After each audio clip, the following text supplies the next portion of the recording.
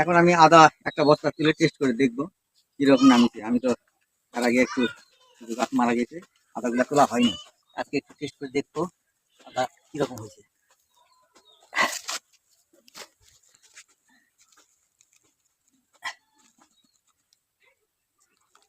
এটা হচ্ছে আদা, এটা আদা,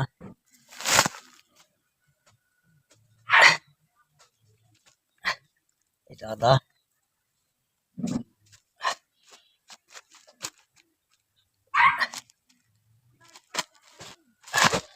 এটা আদা, এটা আদা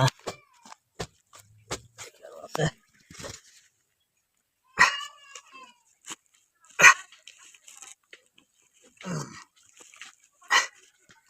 এটা আদা, এটা পুরাতন বীজ, একটু বীজ লাগাইছিলাম, এটা বীজ ছিল, এটা বীজ একটু করে লাগাতে হয়। এটা এই আর নাই, আর নাই, এই এখন বর্তমান এই ধরেন এই আদা ধরেন প্রায় হাফ কেজি থেকে 3 পোয়া। আদা ভালো হয়নি, এই কারণে এই জমিটার মধ্যে পানি বাঁধেছিল, পানি নিষ্কাশনের ব্যবস্থা ছিল না।